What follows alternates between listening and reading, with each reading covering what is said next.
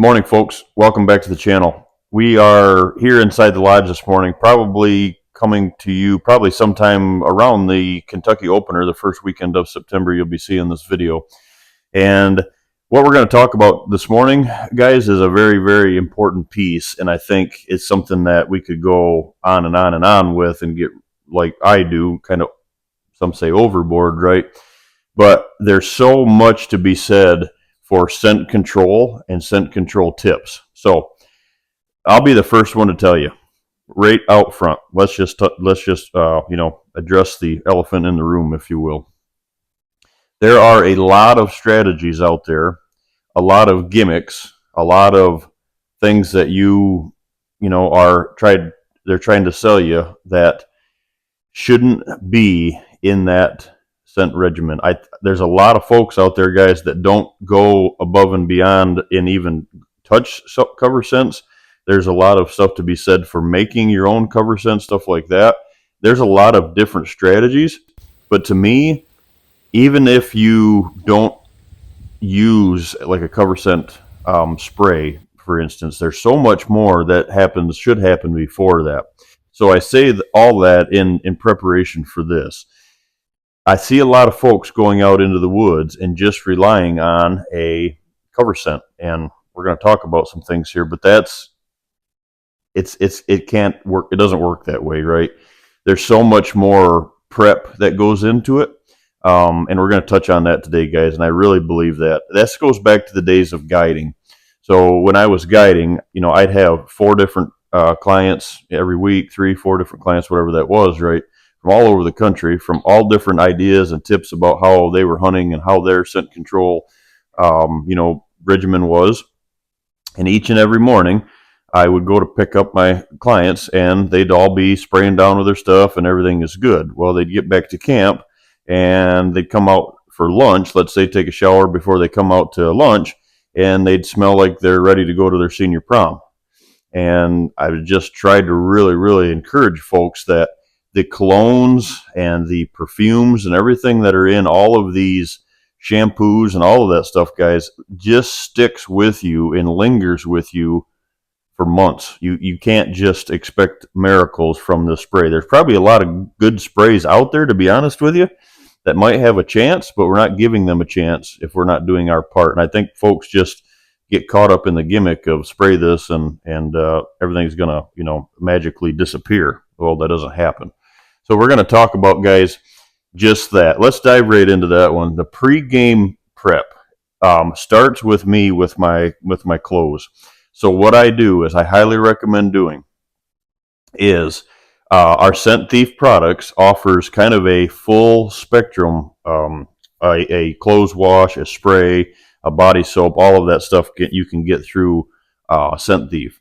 I highly recommend, guys, whether it's Scent Thief or whether it's there's many other products out there that are similar, and as far as quality and soap and stuff. Now we're going to talk about the spray itself a little bit later, but try to get that stuff washed.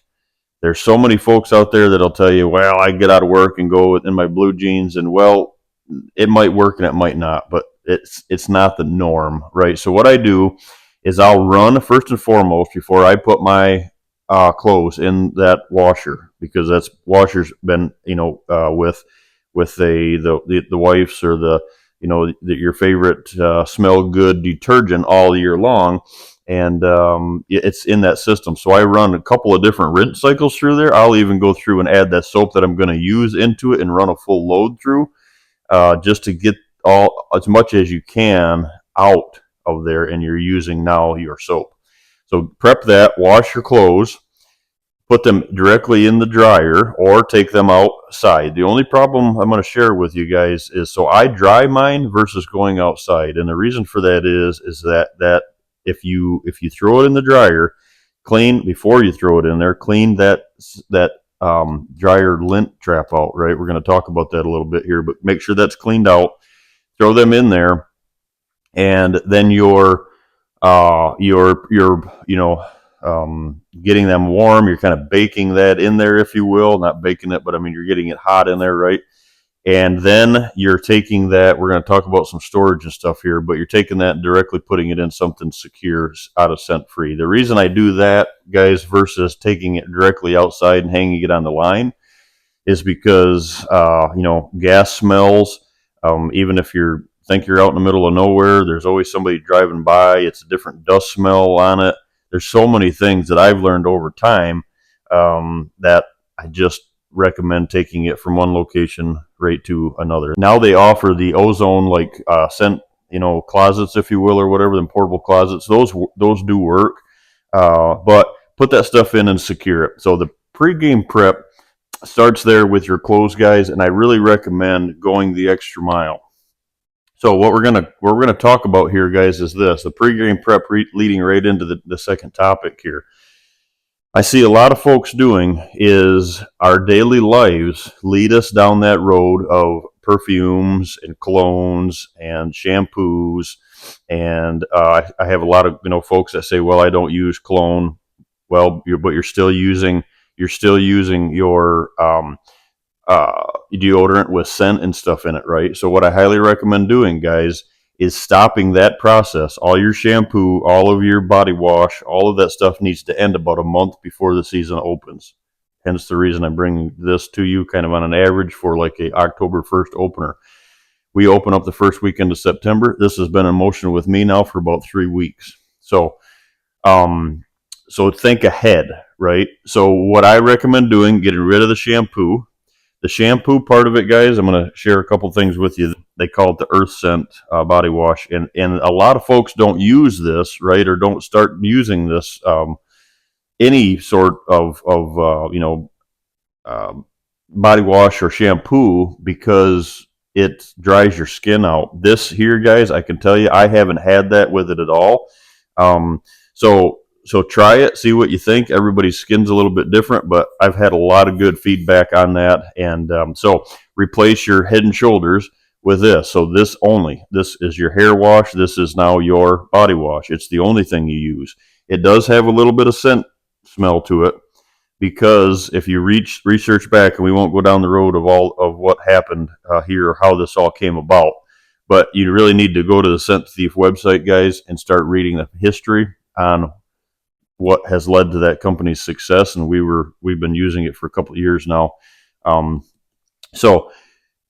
you'll know why you need to be using it as soon as you start reading into how the company came to.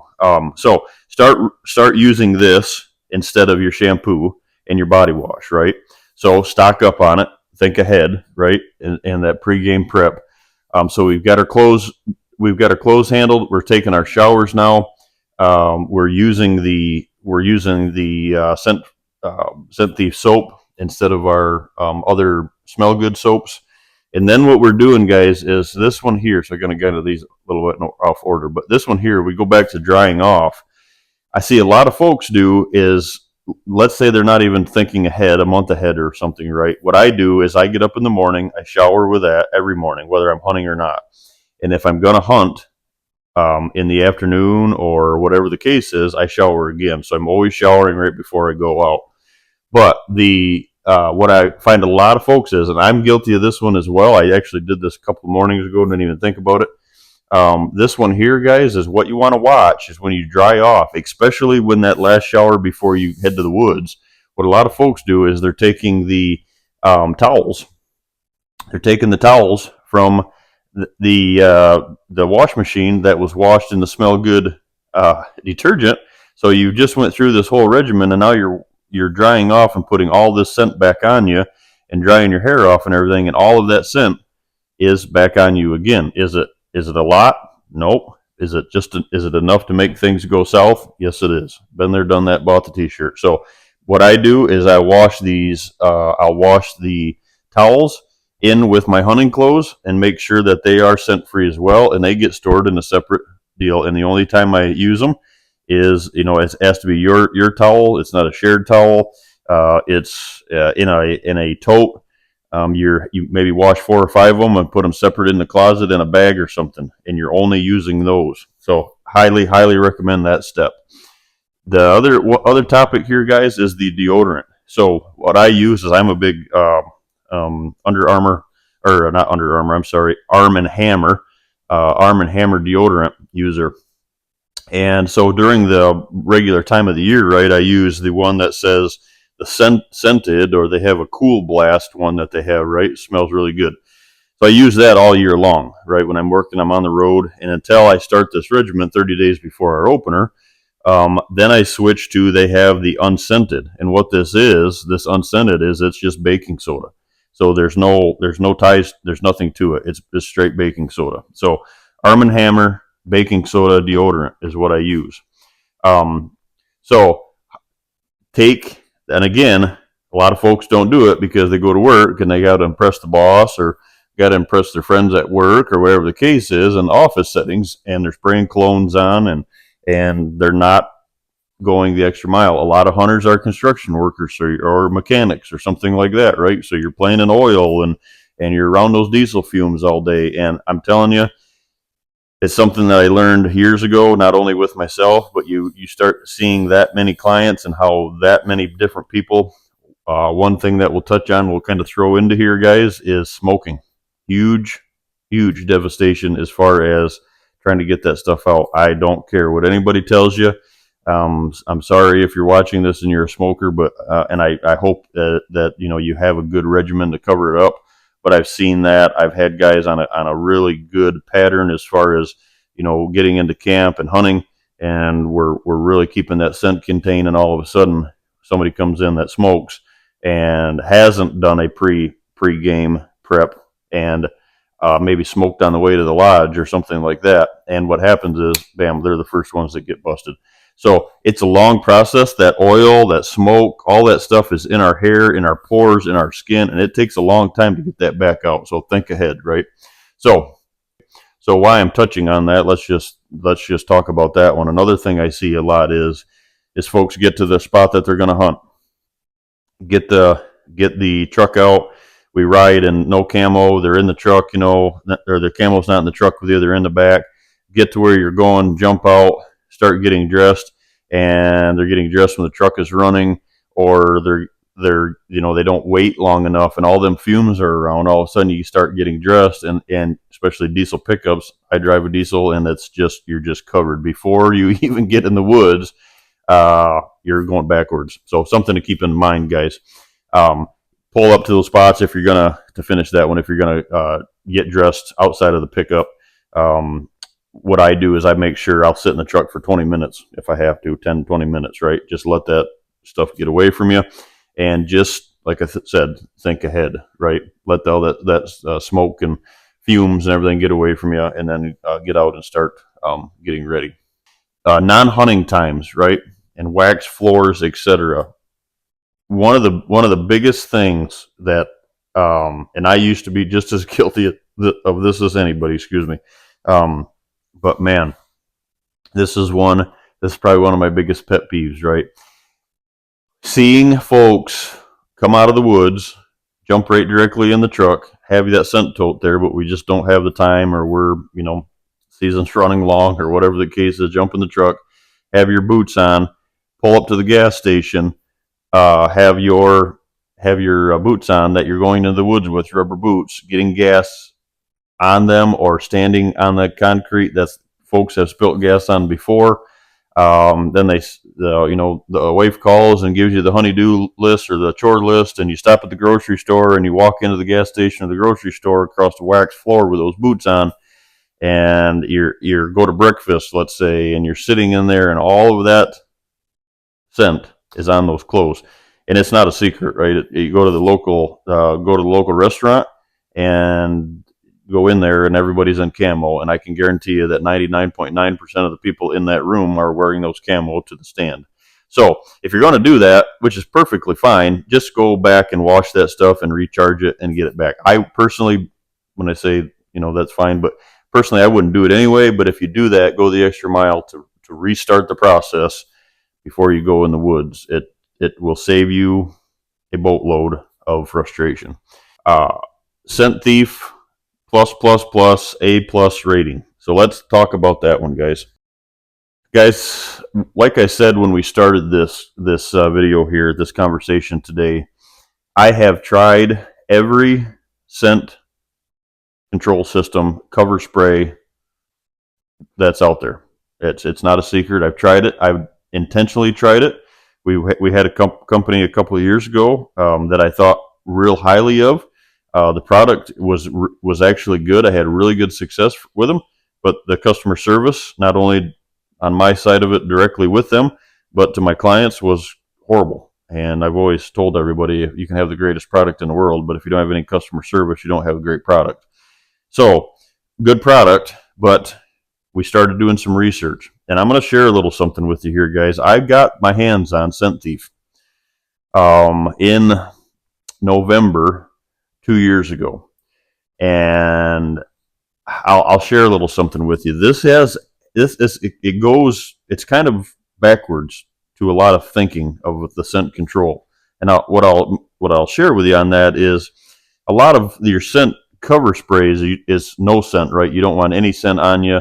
It doesn't smell like anything. Well, like I said, go to the website, read the backstory on why this actually has to have a smell to it, because the government got involved. I'll give you a little quick insight. The government got involved on this product when they first came out with it, and they had to make a scent to it because it was going to cause some problems because it was covering up other things with the FBI got involved. Let's just say that. So anytime the government gets involved and is trying to shut something down, them are the products that I start looking at because obviously there's something to it, right? So that's what turned me on to this. But when I got it, it's got this horrible smell. It's when I thought it was, I sprayed it and it was like, man, oh man, you can't go in the woods with that. It defeats the purpose.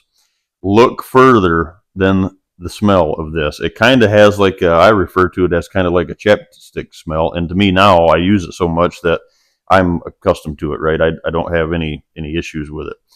It's kind of like a chapstick, like I said. What you do, guys, with this is it goes against. You actually want them to smell this, not smell it. So it has that smell effect. What it does, guys, is it's actually shutting down their aphelium, their nose passageways. It's affecting it, and they can't make the connection to human scent. I'm telling you, when I first got it, it sat on the shelf in November. I couldn't get myself to bring, and it was sent to me. I couldn't get myself to use it.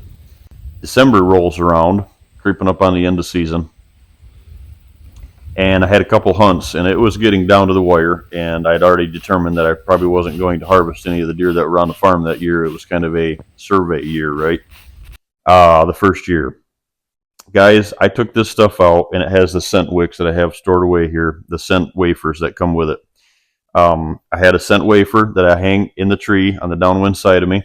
I sprayed this down, and what they tell you to do is put it in your pants pocket and keep it close, and about every 45 minutes or an hour, just do a couple puffs on it and put it, have it back on you. So I use it the same way that you would any other cover scent. I get to the stand, I spray down, let myself cool down. If you do have any sweat, make sure that you've got some wipes or something. Take that off. Store that, that wipe in a bag inside your pack, whatever. Spray down, and about every hour, I've got that in that leg pocket, and I just spray that up on my lap, and I've got that wafer on protecting the downwind side of me. Guys, it blew my mind. I intentionally went to a spot that there could be a chance that something would go south. A late season, a little bit closer to food sources. Had the first doe that come out that night, she was going to go right through the downwind side. And this is before the property was set up, right? She was coming in. She went through that scent cone, guys, and never once picked her head up. Not once. Usually they'll stop in it and try to figure out what it is that maybe you'll get away with it, maybe you won't. She just walked right through it. And when I say walk through it, I mean directly downwind. And not only did she walk through it the first time, she come back into the scent cone a couple different times and stood in it. And at 25 yards, 20 yards, directly downwind, no thermals affecting it, nothing. And I thought, there's something to this. So a couple days later, I did it again.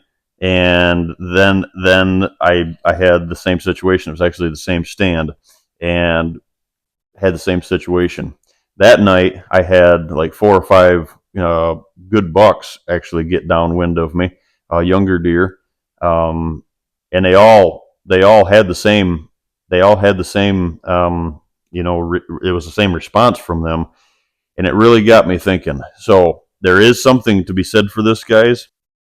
I highly, highly, highly recommend it. But like I said, guys, don't think that you're just even going to take this to the woods and jam their nose or block that passageway, right, with this and get away with it. It's not going to work miracles. Give it, it's way better than any other, but you have to give it all the opportunity to succeed.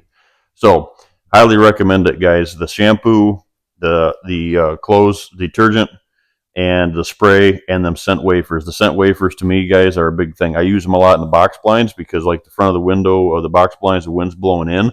And don't think just because the wind's blowing into it, it's if you don't have windows open in the back of a box blind, it's going back out the front. So what I do is I hang them wafers in the windows that I do have open. Because like when I'm bow hunting, I don't like sitting there with the windows closed. I have the window open because I don't want to be farting with the window if something comes in. So I'm hanging those wafers in the window, guys. It works excellent. So the last one we're going to talk about here, guys, like I said, the list just goes on and on and on. But the gun hunting part of it, I have a lot of folks that think just because you're gun hunting, you don't have to abide by the scent tips, right, or the scent control ideas. And I'm just not that guy. I really recommend going the extra mile, because what happens is this: is sometime you're going to get on the way to the stand. Once you're in a lot of those box blinds, I'll agree with you that it's a better scent control, area, or you can try to control it more. But what happens to me, guys, it's kind of a mental thing, right? You get in there, and like I said, a lot of that wind is going back out the windows. Just train yourself to even get into that regiment with gun hunting. And there's something directly connected to that, guys, is I think a lot of times when we start kids or our wives or girlfriends or other folks that haven't hunted, buddies that haven't hunted, what happens is a lot of times we're taking them to the woods during a gun hunting situation. And I love gun hunting. Don't get me wrong. I killed my buck last year during gun season. Being from up north, I look at the gun season. I love bow hunting. Don't get me wrong. Probably more than gun hunting. But it's a big family tradition thing, right? What happens is there's a lot of eyeballs on you when you take people to the woods like that and you're not going. I see a lot of folks going to the stand in blue jeans, in box blinds and blue jeans. Huge X with me. Taking the kids, especially taking them, so there's a lot that ties into that, right? During a gun season, supposed to have orange on, going to the box blinds, not having orange on. Next thing you know, they start hunting on themselves. They're not wearing orange. But back to the scent control side of it, guys, there's so many eyes on you that when they go transition from that gun hunting side of things, I guess you could say, right? They transition into their bow hunting career, let's say, and they don't have the importance. They don't think they need to show the importance because they weren't told that was a big deal. And all of a sudden it starts this, well, scent control isn't a big deal. It's a farce. Well, there are pieces of it that are a farce, and that ties to the cover scent part of it. The scent control part of it is going above and beyond to do whatever you can possibly do to beat their nose. There is no getting around that. So here are a bunch of things, guys. Like I said, just as a recap: pre-game prep. Make sure you're really taking care of those clothes. Make sure if you're going to dry those clothes, make sure you clean the lint trap out before you dry them. Drying off with a scented towel after you took a scent-free shower doesn't make any sense. Make sure you're drying off with a towel that's been treated with the Scent Thief detergent. The deodorants, make sure that pregame prep it's way ahead of just the hunt, right? All I'm doing is when I take a shower before I go out in the woods, I'm just recharging a system that I've already had in place. Not taking, storage wise, make sure you take them out, put them in them storage bins, make sure you're locking that up, keeping them airtight, not getting dressed inside the camp. Get dressed out on the porch, maybe have your long johns on, maybe in here, something like that. But then when you go to the hunt, make sure you're getting out on the porch or in the truck. If you're going to do the truck like we talked, make sure you're letting the fumes get away before you get dressed. Not wearing them clothes into restaurants, not wearing your boots onto wax floors, stuff like that, transferring that back out. Scent Thief, like we said, is the answer. That's the Scent Thief product line is the answer, guys.